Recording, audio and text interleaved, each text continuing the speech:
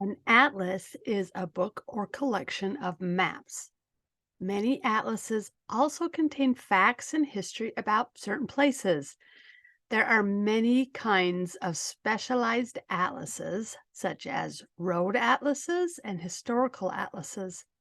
There are also star atlases, which give the location and placements of stars, planets, and other celestial objects.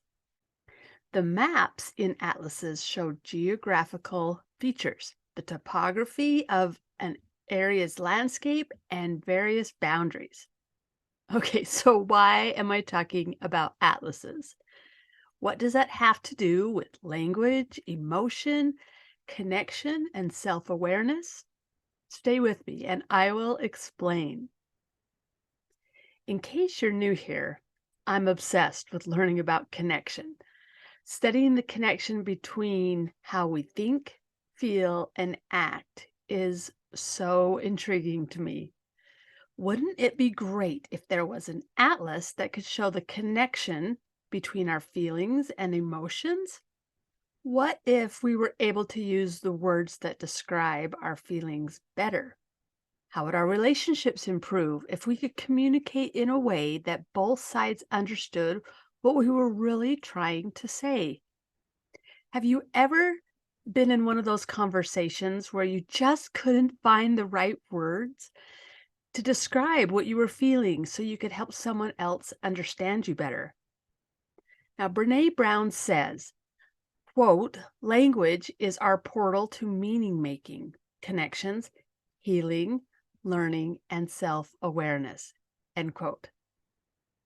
We need to be able to access the right words to describe how we feel if we really want to connect better. This is what's going to give us the power to understand each other better. Now, I didn't really know what I was needing to help me get this language until I started reading Brene Brown's newest book, Atlas of the Heart. And now I know why it's so hard to communicate what I'm feeling sometimes. Two words that you think mean the same thing actually aren't. And she shows you why. For example, stressed is like being in the weeds. Overwhelmed is being blown. Now, overwhelmed is an extreme level of stress, completely overcome or overpowered by thoughts or feeling. So, in hopes of being able to use words that express emotions and feelings, I've decided that this would be a great book to read for our next book club book. In Atlas of the Heart, Brene Brown takes 87 emotions and experiences and she organizes them into groups. I find the way she groups them in the different chapters almost as interesting as the definitions themselves. So here's what the jacket of the cover of the book says to describe the book. In Atlas of the Heart, Brene Brown takes us on a journey through 87 of the emotions and experiences that define what it means to be human. As she maps the necessary skills and an actionable framework for meaningful connection, she gives us the language and tools to access a universe of new choices and second chances, a universe where we can share and steward the stories of our bravest and most heartbreaking moments with one another in a way that builds connection. Can you see why I'm so excited about this book? She uses all the words of things that I just find very interesting and necessary if we are to overcome the burdens that are with us all the time. Now, Brown says that she wanted this book to be an atlas for all of us because I believe that with an adventurous heart and the right maps, we can travel anywhere and never fear losing ourselves. I thought that was so insightful. With the right maps, we can go anywhere without losing ourselves. It's kind of a deep thought, but if you've never tried explaining your feelings, it does feel like bringing someone into a place that's unfamiliar when you don't have the right words to describe what you're feeling. If you at least know what you're trying to explain, maybe you won't feel so lost. One person that isn't lost can guide someone else. If you both have the same language, then that's what connection can make happen. Now, another book review I read about this book said, quote, Atlas of the Heart maps out a series of human emotion and their meaning and explores the psychology behind a human's feelings and how they make up our lives and change our behaviors and how to build meaningful connections by learning how to deal with them. It is focused on 13 key themes as we travel through areas of emotions, traits, states, and language. The book is about the connection and awareness of self and others. Close quote. Okay, so I'm excited for you to get a hold of this book so we can discuss some of your aha moments because I'm excited to share some of mine.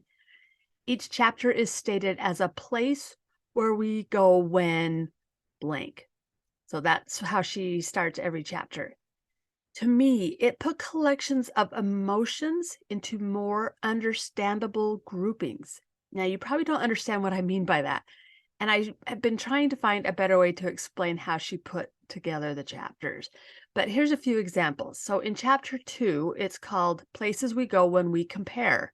And then she lists a bunch of emotions and words. So comparison, admiration, reverence, envy, jealousy, resentment. Now give me a second on this. Schadenfreude and Freudenfreude. Those are both German words, which I thought was so cool to learn about. They really are great words. Chapter 6 is Places We Go When We're Hurting, anguish, hopelessness, despair, sadness, and grief. Chapter 11 is Places We Go When Life is Good, joy, happiness, calm, contentment, gratitude, foreboding, joy, relief, tranquility. Kind of cool, huh? Anyway, I'm super excited to come back in 3 months and talk about it with you.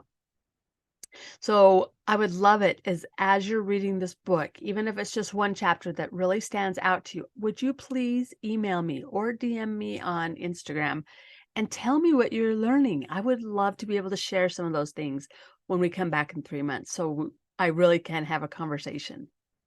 So until then, I've got lots of great things going on.